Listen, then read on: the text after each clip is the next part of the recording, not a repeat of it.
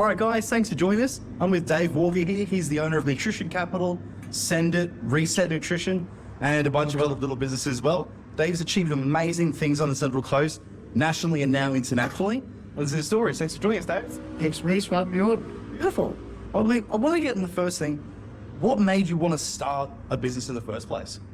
Mate, ever since I was a young kid, I had a work ethic, sort of entrepreneur. I do and don't like that word, but I've always worked and I've always had different jobs. So I started at about 8 years old, picking up golf balls at a golf range. Yep. It was my first job because I wasn't old enough to work in Australia to be 14 years old, which in some countries is old, you know. There's a lot of people, entrepreneurs that started at 8 years old, 10 years old, having a business. So I picked up golf balls. I then went and worked at a golf club, putting away golf carts, which I enjoyed that until I was 14, and then I started working at McDonald's, which, for any guys listening, I think that is the best job you could get. Well, Macca's did you start at? At McDonald's. Yeah, well. And most guys my age wanted to be out in the back cooking, as customer service, because, I don't know, they said I would be better at front of the house, and actually at the time I hated it, but I actually learned a lot in terms of dealing with customers and basic sales skills, objections, different customer disgruntlings, and things that I didn't do in my everyday life at that age. It taught me a lot. At the time, I didn't realise how much I was learning, but now I look back and realise what a great job it was and what good training it was. And to many young guys listening, wondering about first jobs, something like McDonald's or a big franchise that give you sales training, they're the best things you could do. Amazing.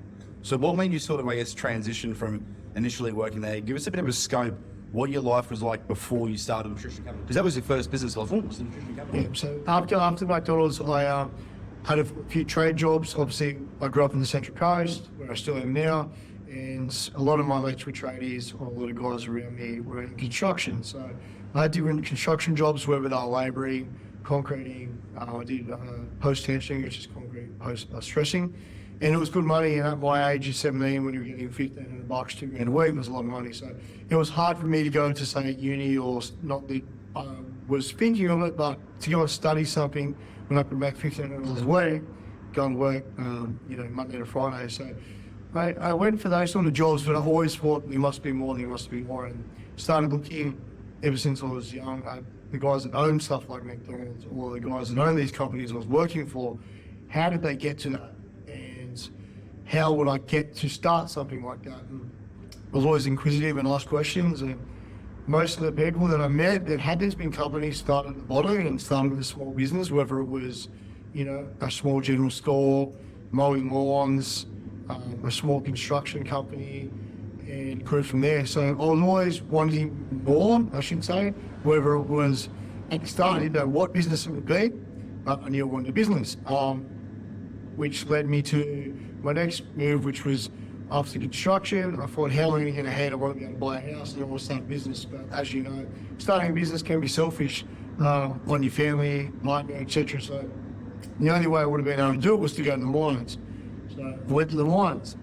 And in the mines, you make good money because you work big hours. That's all it is, guys. It's not that you get great money for going to the mines, which a lot of people think. You work big hours, 12, 14 hour days, 7 days a week. There's no days off. The reason we don't have money there is because here we're working Monday to Friday, maybe Monday to Saturday. We're having Sundays off, we go to the reason this much. So the only reason you make good money in the mines is trading your time for money, which is what the choice is, yeah? So that allowed me to save money while I was there, working out what I wanted to do. I always had a passion for training. In the gyms, I'd done bodybuilding comps. I started helping a lot of everyday guys lose weight, not losing. And that led me to think maybe I wanted to go into more this field. I wanted to be a personal trainer, but realised you're training time from only doing that, and you can only go so far. You can only have so many hours in a day.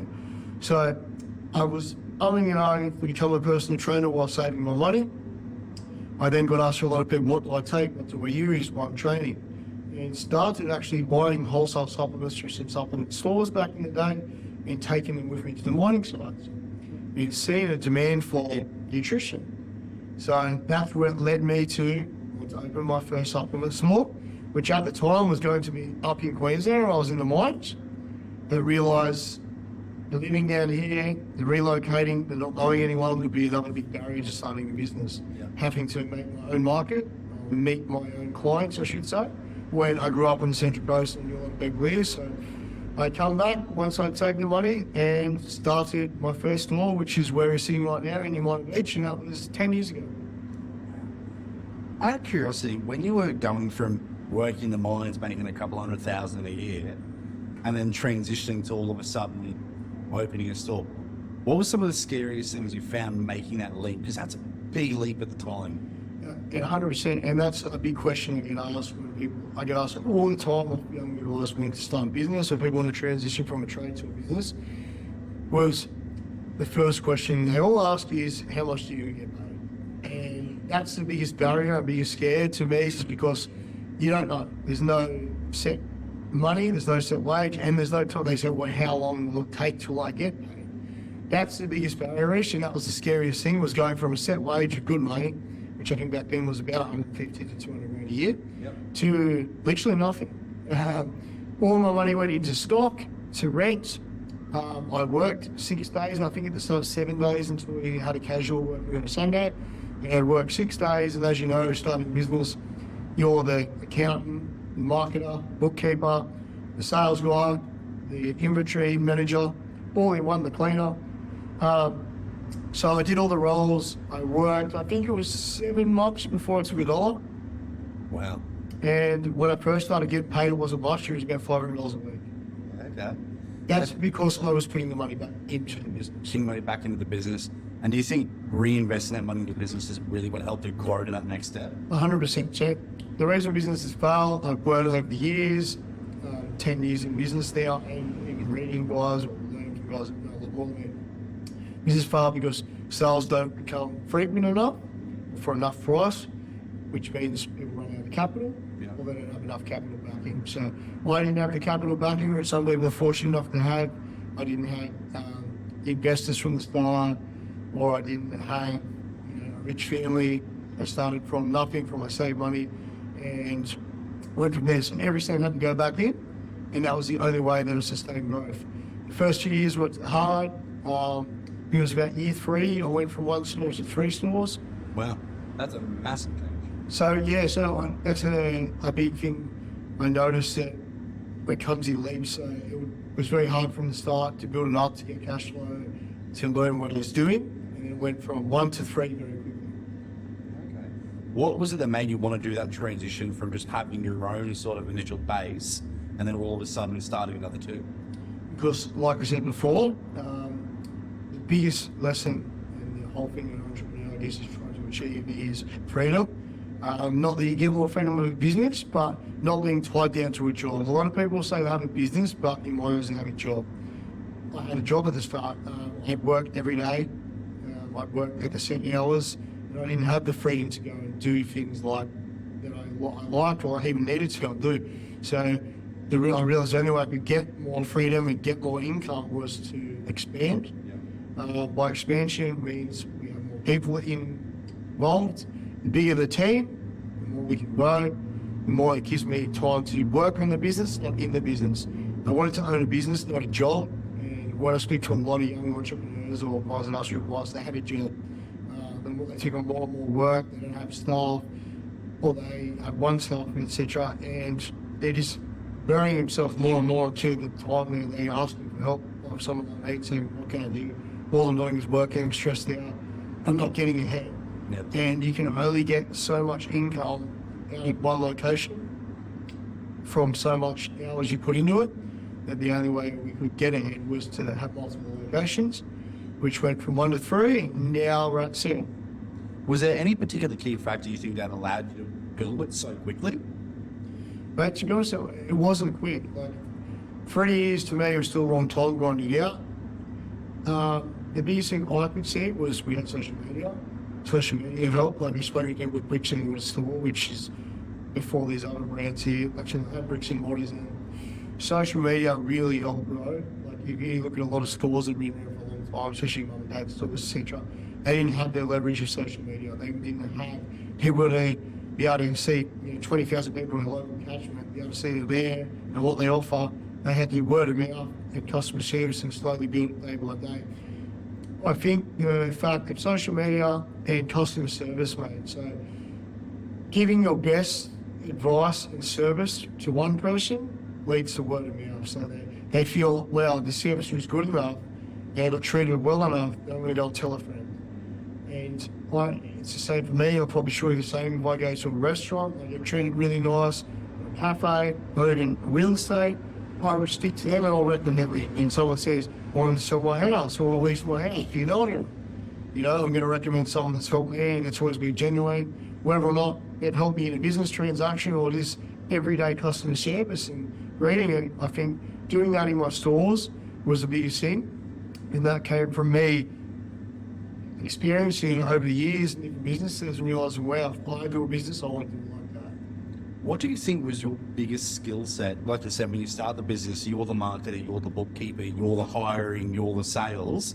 Marketing was such a massive element that, at least I've noticed it from your early days, and even now, you guys have such a huge focus on marketing through Instagram, through Facebook, through every single platform.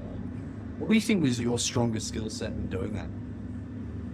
I guess keeping up with trends, seeing what needed to be put out there, which comes from, you know, in industries we sort of see what everyone's sort of using, wanting to use.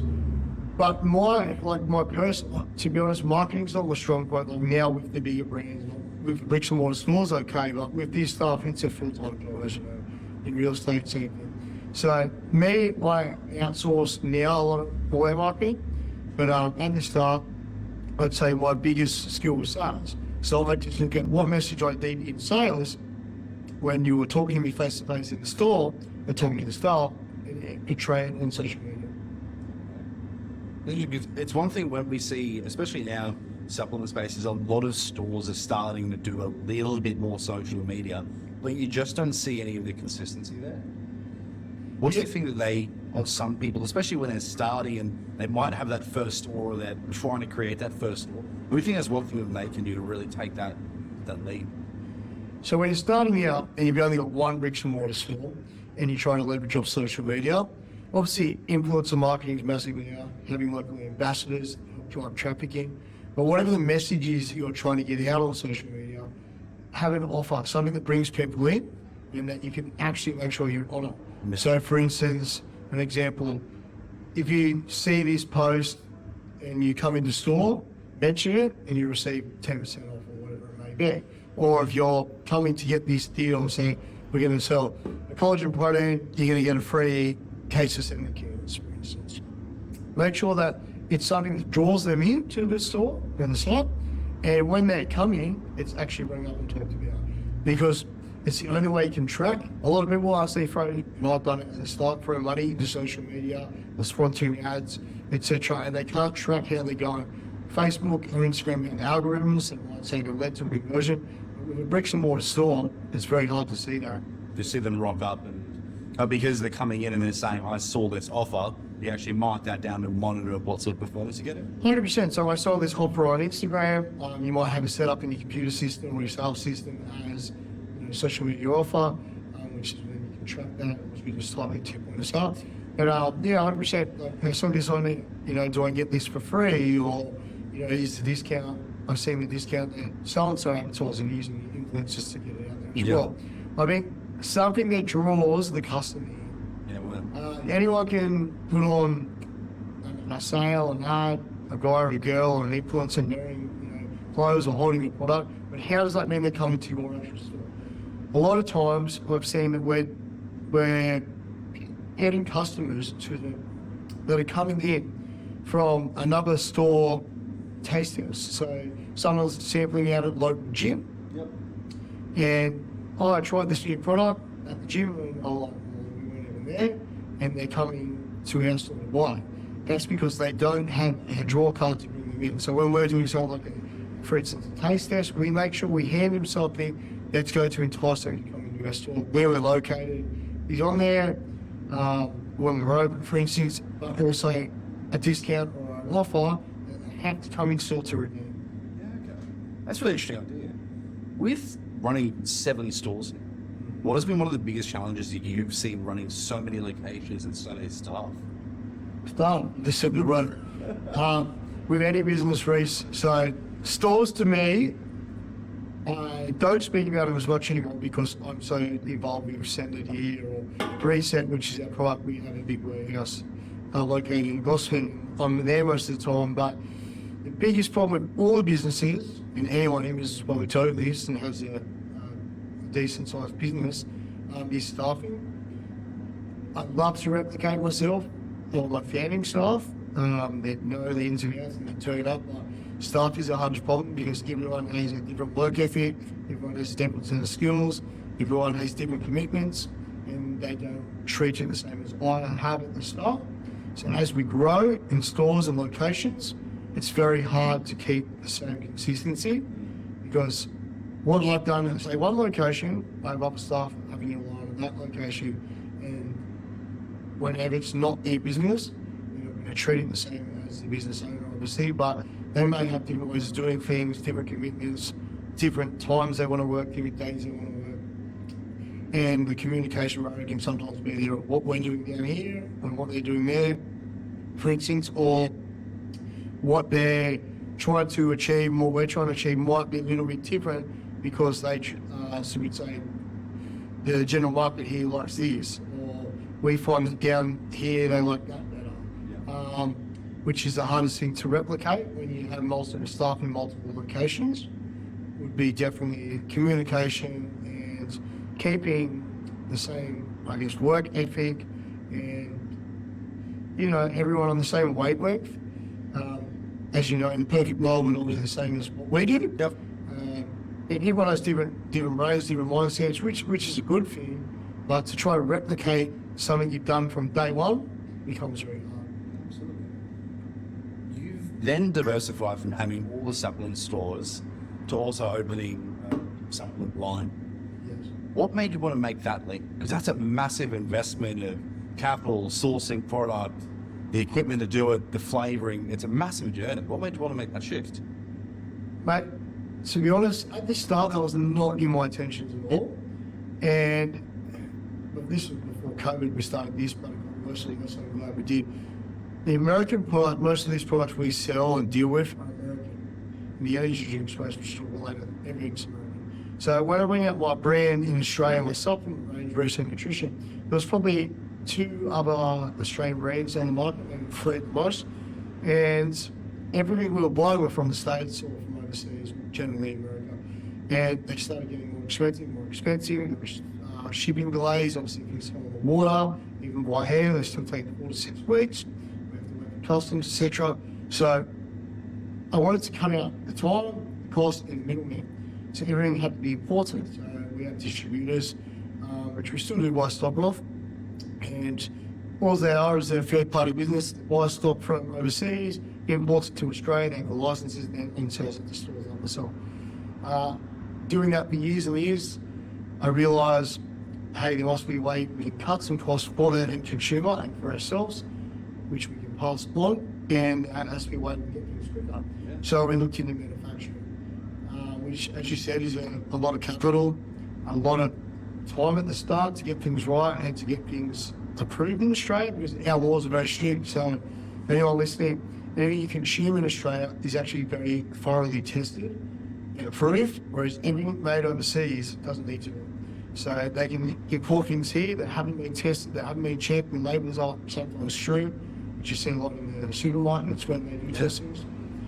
So you know the hand we're getting here and making here is very thoroughly tested. And when playing with sports supplements, I realised what can we do actually out here. Yeah. And the only way we control that is to do it ourselves. Here, where we actually are very thoroughly governed by TJ, which is our governing body in our industry. Even in every industry, like there's food standards, for instance, in the food groups, like the energy cans. So to make them here, we need what was in them. We can control the time we took to make them. We can have them true to label. And we can make them at a price which is more affordable than the American stuff. So that made me lead to looking at there. And another reason that was a big thing is we could build a brand up here. And any time we can just go. Yeah. It could either get 10 by a different distributor, then have the rights of who gave it to, or it could just disappear because as you probably have realised, Australia is, even though it's a big island, it's a small country compared to America and Europe. And the last person to get these big brands in spot is us. So we might have something one day, 2 weeks later we can't get it anymore because we're worried about loss. And they're making that millions and millions of dollars over there. Hey, we're not even going to work on their radar. It's just a massive stuff. Which is a good thing, mate. Australian brands, especially since COVID, have really got a big rise. We're seeing less and less of American imported brands, Europe brands, etc. coming here. And we're seeing more Australian brands, people like myself, the young guys, having a go and really building up our market and getting rid of some of the big guys, which is cutting them right now, which is really cool. It's absolutely incredible. What were some of the challenges that you, I guess, faced when building something like that you weren't expecting? Well, Sounds good for you. yeah, there's a lot, mate. So the biggest thing, well, talking about it won't separately, but we'll probably understand it after. So I was talking about research. When I started that, mate, as a startup, we talk, MOQs are massive. So the minimum order quantity of this stuff when I had not much money in terms of what compared to now was I'd have to get, say, if I was bringing out, one of the first ones to bring out was a capture rate. So to get that at the pricing, which made me be able to wholesale to other stores, not to sell in my stores, because all this stuff is sold Australia-wide, except Longwood now, to make this, even though I was make money. So for instance, I'm selling it to your store, you want to make 40-50% margin. So to do that, I had to make this in a big minimum order quantity. So per flavour or per product, per SKU, might be 2, 3, 4, 5,000 units. Wow. So, and we're not just bringing out one product, see, we're bringing out the whole range, which you can see behind me. So the minimum order quantity was a big investment in capital. It was about $200,000 for the first ever run, which now seems like not much, but when you don't know if anyone's going to buy it or if it's going to sell, then we're still going to market it. That is a lot of money, and we have to see it somewhere. So at the start, my garage was a warehouse, in the back of the stores were warehouses. So that was one of the things I didn't factor when they all turned up on the trucks, is where we put all this stuff. Yep. The other thing is, with any consumer good, have dates. So right now, like $200,000 to get a lot of stock. I'm like, I hope it's going to sell. I know it's going to sell. I hope it's going to sell and break. Hope people would buy it. Besides my customers, in terms of wholesale. But then also, wow, it has a date on it. I've got 12 months to sell this stuff. And if I don't, it's going to be in, or, you know, I didn't know what I was going to do. So I didn't factor in consumer goods have a date. You know, when you're doing something like clothing, you know, that's a good thing about clothing. Yes, it's very like crap, but they don't have a date on it. Yeah. So when you have a date on something, you've got to sell quick. So as in real estate, I guess you have stock for so long, you have to sell pretty quick or stock stored. So that was one thing. Capital, I'd say warehousing, I didn't consider where I'm going to put all this stuff as we got bigger and bigger. And also, we have a time frame to get rid of this stuff, and then they have a time frame to sell as well. So I never factored in how quickly we could move it, how big it was going to be in terms of taking up space, and then how am I going to market this stuff and hand more capital to be able to get it out there to the world to let people know, hey, it's a new product, this is who we are, because we're not a big established brand, and so that they can try to buy it and try it and fill their buy. Yeah. What were some of the strategies that you used to really help it grow and have that sort of national and now international reach? So marketing obviously is a big one. We talked about social media briefly. Social media for something is massive for anything now, like in real estate. If you're in any industry and you're not on social media, you need to be. I've seen big brands die. For instance, I'm going to Domino's over the road right now. I know they just cut off a lot of shops, but beforehand they were pretty much dead in the water, and they just blow them back up because of social media. They got with times and an old school brand. Videos, for instance, they didn't get Video easy. Yeah, Netflix just killed them because they didn't get with that trend of the internet and social media. Internet and social media was one big thing. The other thing is just getting out there, like with limited money. If you had a lot of money, I'd just say, play heavily on social media. But the other thing we did have a capital like that to just do that. So getting out there, getting people's faces, and letting them try it. Like the old school sales route, the best thing is you guys, you just let a box drop. Knock on doors. It's the same with this side. We'd go to stuff like supplement sale days, gyms, anywhere people in the fitness industry would be, and get a product out there, talk to people face to face, let them taste it, let them try it. That was the biggest and best thing I could really see, just to start this brand or any brand is because when you got billions of dollars on this road legs, they're not doing that. Yeah. They are now because I've seen the Aussie brands or the guys like you actually go and do it. Now you watch the guys and set on desk for years and all these things, even in your industry, go and put in work that they never did because putting in work life, leveraging what you do have. The biggest thing I see, and I see a lot of big entrepreneurs talking about this, that are real entrepreneurs. There's a lot of ones that don't think they're real, but they say that the best thing to do is putting in the work. And what putting in the work they mean going out there, talking to people, getting face to face, having the conversations with people, asking what people want, what they want to see, what their interests are, what they think you can give them. Yeah. And it's conversations a lot of them don't have, mate. And I think the biggest thing that we did was because coming from sales at McDonald's at the start and then working other retail stores, which I did over the years, and then having my own retail stores, when I started the brand, I realized we have to talk to customers. And customers are why we have brands, why we have it, what the business we do, same as what you guys do. I mean, a lot of people come in, like I said, people come in to me, hey Dave, I've just started a brand, can you take it? Like, to be honest, before they bring the full brand and ask the questions that need to be asked, and what can they do better, what do we want, what do the customers want? It's very hard to get that traction with. And these days, a lot of people want the reward without putting the work. Yeah. I'm sure you've seen that a lot lately, that without putting that work in, it's very hard to get the name. And if you speak to anyone that is successful, at some stage they put in a lot of work. At some stage it couldn't work, that's for sure. And then take us to the journey with Send It, because this is your most recent sort of business that you guys have born. But my opinion is probably already one of your largest. It's already international, it's in other countries, but what you said before, Numia, France, all over Australia. You go into any sort of, you go into any sort of shop, you see Send It all through it. What made you want to get into that space? Mate, so energy drinks were something I've always had a love for. Back when I was old enough to drink here and working as a tradie, labouring, etc. I used to drink a lot of most quality, four-packing, I think back then it was Rockstar, the Silver Station, bobbers, things with a lot of sugar that weren't too good for me. And I always wanted a brand like that. I didn't know where to start. I didn't know anything about leveraging networks on multiple. So I didn't know how to capital raise, didn't know how to ask for investors. And to be honest, my mom was, I wouldn't ask people for money until I knew something was definitely going to work, which I know a lot of entrepreneurs, and I take my own to ask people in rent for money and angel investors. And they start something really big and they pay back, tenfold. But I was like, with all my brands, with my stores, even I wanted to do it. Sell case because to me, taking someone's money and failing, which does happen a lot too, I couldn't think of myself. So 90% of the small businesses that start fail. It's like 80% of restaurants that start in the first year fail.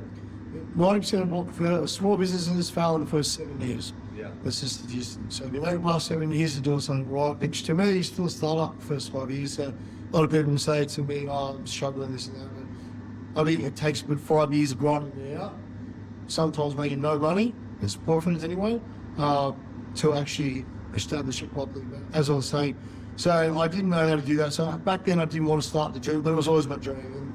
And as time went on and I got more money, I thought, that could be something achievable. Every drink I see was American, or from overseas, Vietnamese, Tetramed, Coca-Cola, Red Bull, V, Monsters, and my Coke. They're all made in America or overseas, or owned by companies overseas. So it never crossed my mind. Then COVID happened. As you know, a lot of business changed in COVID, a lot. And I started to worry. Retail couldn't open for a few only weeks here, but I didn't speak up for all the home stores in Melbourne. We got 3 years back before down there. Melbourne was very bad with COVID. Completely shut down. They shut down for like over a year, and we really noticed a big shift of sales only going online and no bricks and mortar, which is where bread and butter is. So I thought, shit, this could happen. It could be ongoing. It could happen again. What can we do to counteract that? What can I do to counteract that? At that time, no one had any certainty of what they could do and when it was going to hit. But I did realise a few things. Alcohol sales went up. People drank more, they had more. Tobacco sales went up. Things like vapes went up. And they're a big market. But you kind of starting them. We're not sure if anyone's ever looked into them, but the people that own the big companies and all the very big financial backing, the very big leading teams, and if you go and pop your name up with alcohol companies, etc., it may not last too long. And one, I did the health space, so they were the end of the questions. The other thing that I've seen a lot of people selling out of was Australian products. So I thought, why is there a shortage of Australian products when they live in Australia?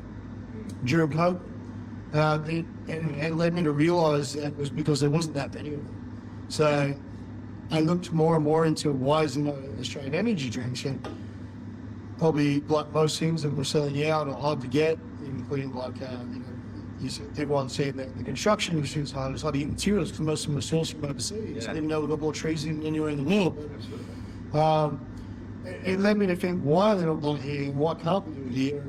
So I looked into the energy drink space, and I realised that the main reasons these weren't done here was MOQs, so minimum order quantities, were massive. Yeah. No one wants to turn a machine on here unless they make a little. So what sort of minimum order quantity are you talking for an energy drink? Million cans per flavour. That was what, when I first looked into it, free clothes like Schweppes and Coca-Cola, that were 1 million cans per flavour.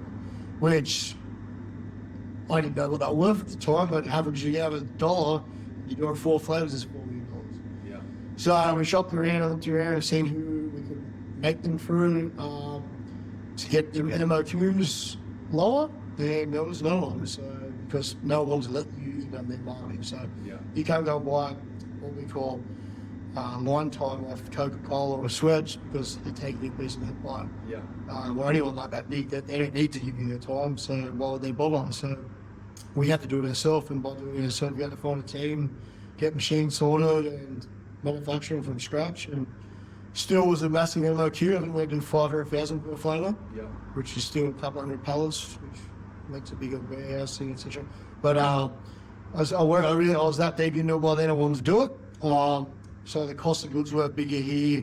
We saving a lot by not shipping them overseas on a boat, which then gives us a longer life expectancy on a drink.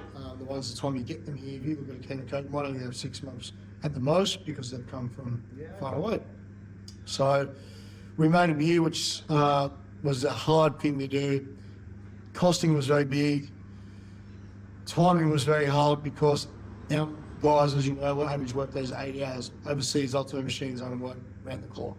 Most people here want to work 9 to 5, Monday to Friday, so we had to try and slot that in to make the big enough runs without cleaning lines, and then get them all done before they change the lines and clean to the next flavour, which I was never into beverage manufacturing, and I'm still learning every day.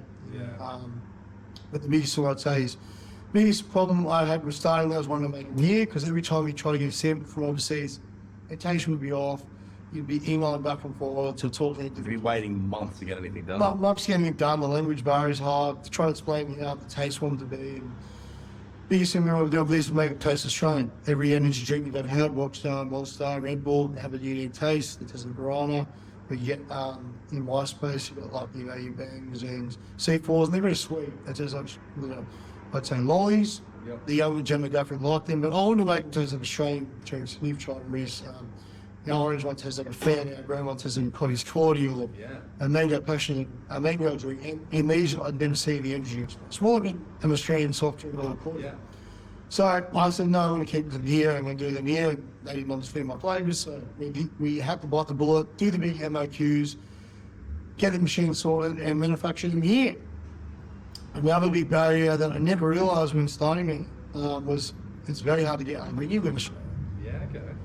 The big guys buy it out for years and years on end. So for us to be able to source some aluminium and allocate enough for us to be able to withhold the brand for a few years was very hard. I never would have thought that aluminium was so hard to source. That's because the giants in our industries, they buy it all. And you guys have obviously heard how hard it is to get baby formula here. And they use a lot of the aluminiums too. So for canning, whether it was baby formulas or our energy drinks and soda drinks, it's very hard to get the aluminium, which I never thought would have been a big barrier to entry, but it really was. That's incredible. I mean, you built such an amazing product line, and it seems to have happened in a couple of years, isn't it? From when you were first launched? About 2 years ago? When we first launched Send It was about 2 years ago, nearly 2 years, probably next month. And it took a while in the background to get it off the ground. And from there, it went pretty quick. Yeah, do you have an idea how many sort of, I guess, units you're selling per month now? Per month, we talk pallets. That's just per quarter, I can tell you. So Yeah. per quarter would be about 100 pallets. Wow. So how many drinks would that translate to? 144 cases on a pallet and 12 per case. It would probably be 728 cans in a pallet. So yeah, we do that takes about 18,000 cans. That's nuts. It is for our scale. You know, if you grew up in the drink space and you're in the big chains, that would be small. But for us, we're small operations, small team. It is big. We're seeing most of what we're doing ourselves on distribution. The best part of this has all been done in Australia. It's all been done locally. We actually source it all pretty much New South Wales, Queensland. And we all manufacture. It was at Summersby, which you see on the can. And we have put that warehouse, and now we're down at West Michigan. Just behind where all our local shopping centres and stuff are. So it's very close to the general, I guess, living of everybody. It's not far industrial at all. The hardest thing, another thing, was finding big enough warehouse and just all this thing. We didn't realise that we have a lot closer to our doorstep on the Centre Coast. So that was cool that we didn't have to go too far away from where we live, near the beach, near the water, to have a warehouse big enough for this. Our warehouse at the moment is about 1,800 square metres. Yeah, well, that's huge. It is big, and to have that, you know, we get a 15-minute drive from home is unreal. I have met a lot of businesses in Sydney or further away that have to drive an hour to get to a warehouse big enough to facilitate their infrastructure or whatever their stock they're holding. And to have it close to home and still having the lifestyle where we're near the water is great. Starting out, coming from bricks and mortar stores, I never had warehouses and didn't realise that's another challenge in itself is finding somewhere big enough to hold this stuff, but then again being able to afford to pay for a warehouse. It's still very affordable around here compared to, you know, in Sydney, Queensland, to get a warehouse of that size is very, very expensive, and I don't think we're going to do it at the moment. So to be able to buy one here that we can afford to have and it's still close to home is great. It's amazing. What's made you always want to keep selling close to home? Well, Central Coast, home for like this. I grew up here. I lived around Australia now. When I was in the wilds, I lived in Sydney when I was younger, working down there in construction. And like to have beaches at our doorstep, less traffic, and it's a little bit now. It's compared to Sydney, All there was. yeah, compared to Sydney, there's nothing. And have affordable pricing. I live on the water now. I bought a block of land there a while ago. And, you know, to have it still attainable is a big aspect. Like I can go and get a waterfront in Sydney or, you know, even in Queensland, probably now it's quite for the roof. So to have it, then I can have a company, I can control it from here, or do travel, like we're an hour to Sydney Airport, or an hour to Newcastle Airport, which I fly a fair bit now. To have that's an hour drive, I've got, you know, friends and people in business that live an hour drive from the airport, but they're 20 k's away because of the traffic they've done. So for us to be here, still really close to the airport in major cities like Sydney and Newcastle, which is where a lot of their businesses are conducting, but be able to come home at night and wake up on the beaches, you know, or without hustle and bustle is great. Yeah, okay. Really? Well, I've got a bit of a rapid fire sort of restaurant for you. What's your favourite stuff in the Central Coast? It's hard to say. I grew up in Terrigal, and I do love Terrigal, mate. I went to high school there. I actually had the postcode tattooed on me, so... Wow. Yeah, I grew up around Foresters Beach and Wallaby and Terrigal. I was actually living at Quarries, but spending most of my time too, going to school there and have mates there and whatnot. So I'd probably say that would be one of my favourites. D4 about Terrigal is the same as now. Yeah. To have, you know, the cars I got, the toys I got. The house there on the beach is not to fly with land, so... Yeah, absolutely. Or if it is, it's $10 million. Exactly right. I was on a waterboard and have to rent it, but my favourite would have to be where I live now, 10 Mile Boat. Yeah. Don't move there if you heard that. It's a great spot. It's not populated. I live on the water. I have a room on the water. I still have a massive block. It's about 1,000 square metres. Yeah, wow. I have room for my toys. I have room to have my truck there or the trailer for work or whatnot. And still live on the waterfront. And still be able to walk to a cafe. And, you know, the good thing about Total is you're going to be at a doorstep. cafes, restaurants, bars, etc. We have that over here where we're talking about the peninsula, but I'm just outside there. I do have a cafe there. But there's so many brilliant spots on the Central Coast like that, like whether you're in Empire Bay or you're in Bensville or you're in Saratoga or Davistown, so many little gems that a lot of people don't know as much about, but there's so much on offer then that's so close to your doorstep.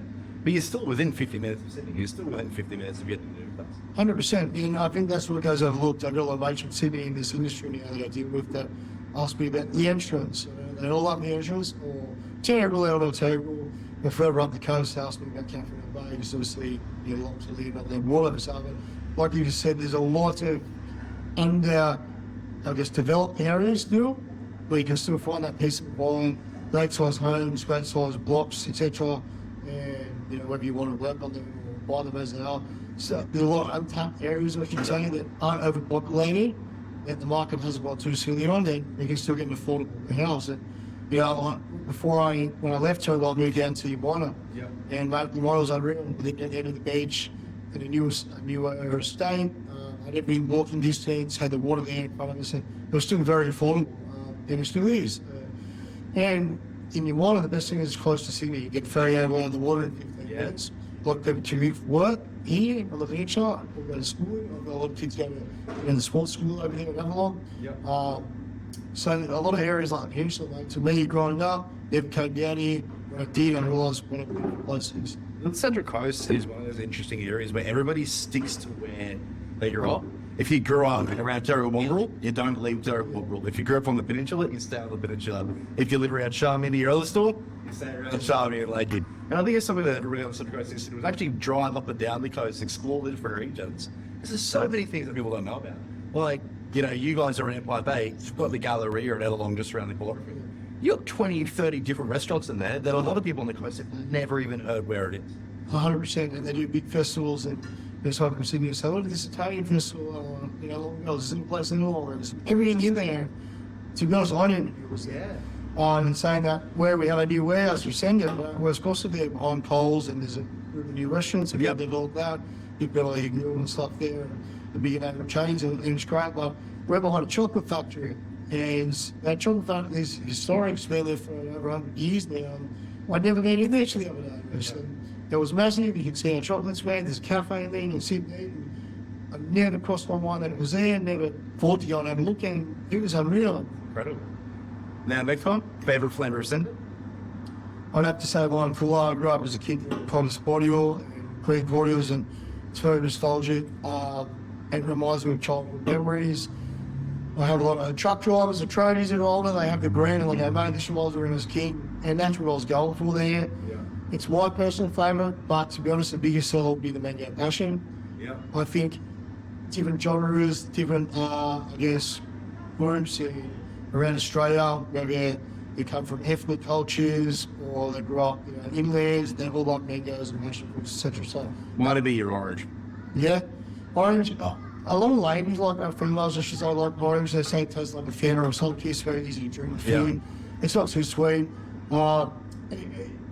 It's the kind of thing, Reece, where depending on how you grew up and what you've had as a child, you know, I've got mates out Western Sydney that have said they've never had green water as a child, so they're safer to take a mango or a strawberry because they know the fruit. Whereas you go to Queensland, orange is a massive seller because, I guess, it's hot. Everyone likes tropical stuff, and everyone loves oranges. But it's very hard. I can ask this question every day: what's the best flavour? My favourite is lime. Best flavour is depending. And what about the protein? What do you got? Passion fruit for sure. It's become maybe some flavour. I guess it's different. Origin protein. Most people are used to chocolates and vanillas and proteins, but with our protein, we've got a non-dairy based protein, mate. So it's not dairy good for gut, hair, skin, joints, and nails. And by having the fruit flavour, it tastes like a boost juice without the sugars. So when you can get something that you can drink that tastes like a cordial or a fruit juice, and still getting 28 grams of protein in there without the bloating from a dairy. I think fruit's a safe bet. We do get a lot of milk like the chocolates and vanillas, and they put them in almond milk because a lot of people find dairy these days, which is very common because cow dairy is not our natural source of milk. So, you know, having fruit flavours makes it popular, but my personal favourite would be the passion. Amazing. And I've got one last question for you. It was left from our last guest. Yes. What was the most unexpected challenge that you faced when you were first opening a small business? I guess not indicating to myself how much I would have to be there and work, and how I'd have to play many roles, wear many hats. In my head, I thought I'm going to go, open a store, I'm going to sell products, I'm going to get to be able to do my lifestyle and training when I love and when I started in the first place and help people. I didn't realise I was going to be the one that did the cleaning, the ordering, the paying the bills, the bookkeeping, if something went wrong, the problem solver. I was going to be at 10 o'clock at night, getting ready for the next day, or getting in at 5 in the morning and making sure the shelves are stacked, the things are cleaned, and we had enough stock, etc. I would say I underestimated the amount of time I had to put in, time and effort, and in a small business, you are the job, like I said before, so how much I'd be stuck there. There's no such thing as a holiday. And if you do go on a holiday, your head doesn't switch on. You're on the entire time. Yeah, your phone doesn't stop. Or if you have a small business where it's not, say, phone dedicated like sales is at the moment, or for you is, it's more your brain's thinking, is everything going right? Can I trust the person in there? Have they done this? Have they done that? Because you've spent so much time doing it yourself that you want everything done the way you had done it at the start. And you didn't realise that your life becomes business. People say to me, what are you doing at the start of this weekend? Or did you watch the football game last night? Business is a game. Yeah. And there was none of that for me. Like, I didn't watch the Origin, I still don't, because I'm in the game myself, and the game is business and keeping everything afloat, and trying to keep the doors open and the money coming in and paying the bills, and it becomes very consuming. But I love it, don't get me wrong, that's all I know now. But at the start I thought it would be more like the transition, like we said before, it's a transition from a job to a business it's a full-time job that doesn't turn off. There's no clock in life, there's no clock in you. You're constantly thinking about it, you're constantly wondering what's next, and trying to evolve what you're already doing to make it even better, or even just keeping it open. Like, as you said, with COVID, it wasn't about how to grow, it was how to survive. I mean, anyone starting business needs to be prepared to, I'm going to say, put in 5 years of hard fucking work, excuse my French, but that's how it goes, and not expecting to take any money, because I see a lot of people open businesses or start businesses or consulting or clothing brands. They go hard for 6 months and quarter 6 months from the nominate. Their grand card earns out sales. Well, everyone's enthusiastic for 6 months. They want to sell, they want to do this, want to do that, they have all these great ideas. But when the money doesn't come in easy after 6 months, or things don't go the way, they give up. And I would say the biggest advice I could give to anyone, a take-home message, was you're going to play every role, you're going to work very hard, and it's not going to be easy. And you need to expect to grind it out for the first 5 years without being rewarded. Because of social media these days, gratification seems like it comes easy. Yeah. I'll tell you, and risk, and you see this on the podcast you do that. Anyone that's very successful worked very hard for a very long time without anyone knowing. And if they did, they got very lucky, because most people aren't overnight successes. They have a backstory. It took me 7 years to actually make money, profit, so I could do these other ventures, and to be able to not stress out every day. But in saying that, no matter what business you're in, how much money you got, they're still going to stress you out. It took you 7 years to become an overnight success. Yeah, exactly right. And in my eyes, I'll never be successful, because I have this thing in my head, which I think is a good thing to have. You need to have a little bit of uncertainty, you need to have a bit of panic, where you think it could all go in right as it can, and COVID showed that. I've seen a lot of people get too comfortable and stop putting in the work that they did at the start. You've seen it a lot of real estate, and they start getting all listings easy. And so like self comes up, and the handle their listings go away quicker. It's the same as with what any business, it can change overnight. Absolutely. When you stop putting in the work and stop putting in the hours. And that's the biggest thing, guys. If you're starting a business, be ready to be there full time. It's not a hobby. When people say do what you love, I do believe you need to do that to a degree, but you don't do it just for love, because it becomes a thing that you're not going to love, because you're doing it non-stop. Amazing. Thank you so much, Dave. Thanks for having me, Ray. Really Best of luck for everyone starting a small business. Thanks, guys.